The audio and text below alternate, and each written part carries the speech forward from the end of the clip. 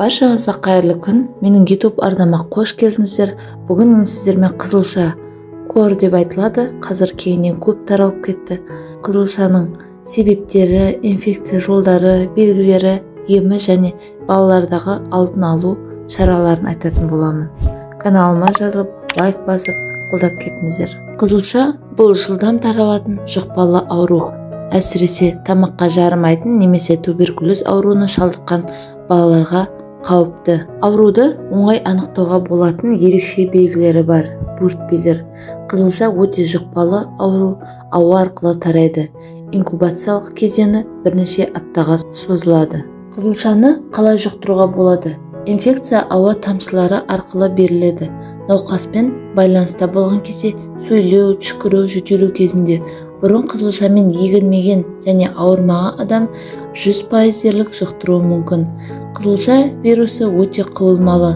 Қызылшаны науқаспен тікелей байланыста болмай, онымен бір үйде болу арқылы жұқтыруға болады. Бақытымызға орай вирус тез өледі. Сондықтан тұрмыстық заттар, ойыншықтар, киім-кешек арқылы жұқтыру мүмкін емес. Балаларда қызылша белгілері. Қызылша 9-17. Егілген балаларда 21-28 күн шамасындай жасырын жүреді де, кейін оның белгілері біліне бастайды.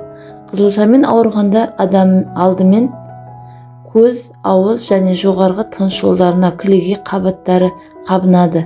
Баланың ыстығы көтеріліп, денесі ауырлайды, жөтеледі, түшкіреді, екі көзі жасарып, жарыққа қарай алмайтын болады. Ауыздың ішкі кіле қабатында ақ түсті ұсақ теңбірлер пайда болады.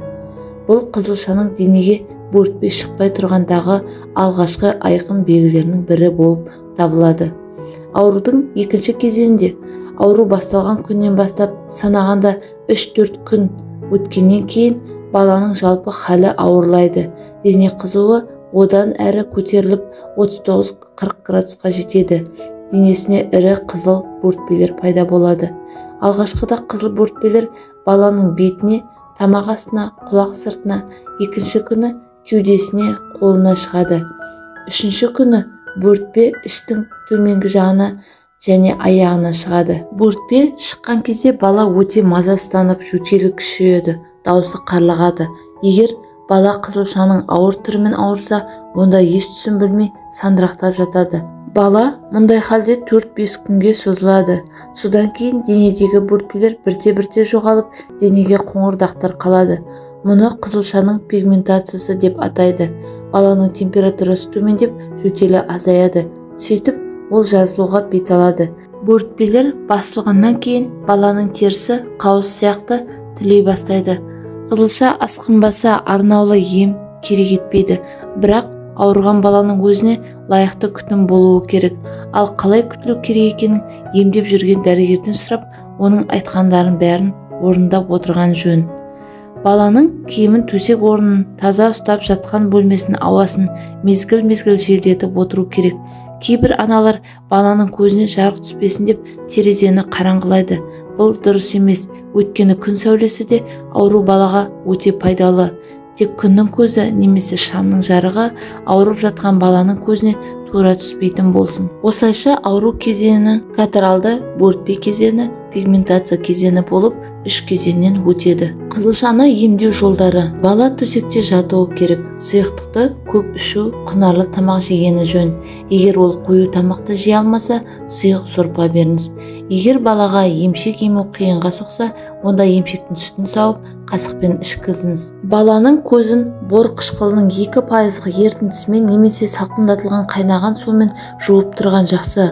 Ал баланың әрбір көзінің өз алдына бөлек мақтамен жуған дұрыс.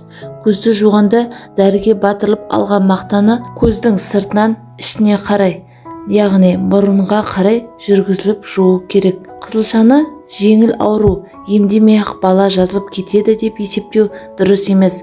Қызылшадан кейін ауру асқынбаса да, бұл организмнің қорғану үшін әлсірейді. Сондықтан бала басқа ауруға тез шалдыққыш келеді. Әсіресе бұрыннан денсаулығы нашар және 1 жасқа толмаған жас балалар қызылшамен қатты ауырады. Басқалардан гөрі мұндай балалардың өкпесі жиі қабынады. Қызылшамен ауырып әлсізденген балалардың аузы жиі уылатын болады. Стоматит Аузы уылғанда тістің еті, тіл, таңдай, кейде жұтқыншақтың әр жері күлбіреп ағарады. Күлбіреген жерлер кейін жараға айналып кетеді. Баланың ыстығы көтеріліп, жалпы көңіл күйі нашарлайды. Ұйқысы бұзылады, тамақ іше алмайтыны содан. Бұл кезде дәрігерлердің тағайындауымен аузын марганец қышқылы, калий, ривакол, танин ертіндісімен жақсылап шаяды. Қызылшамен ауырған балаларда құлақ ішінің қабынуы да кездесіп қалады. Бұл кезде баланың құлағы шаншып, солқылдап ауырады, дене қызуы көтеріліп, ұйқысы қашады. Ол басын шайқап жылай береді.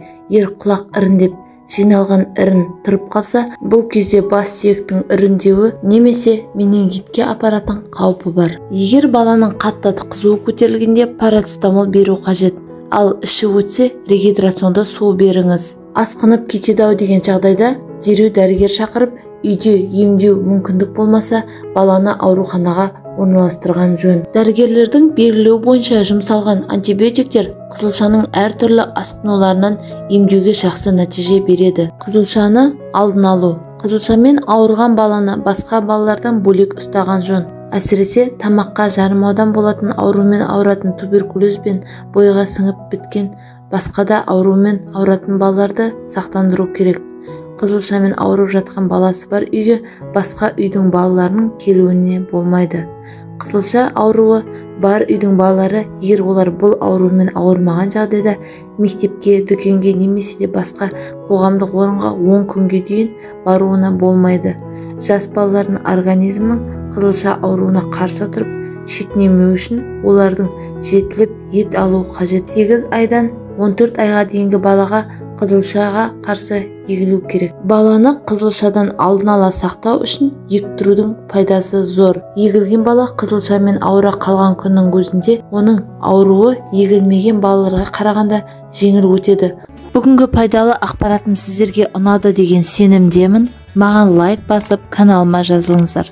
Сұрақтарыңыз болса комментарияға жазыңыздар. Міндетті түрде жауап беремін. Көріп тыңдағандарыңызға рахмет.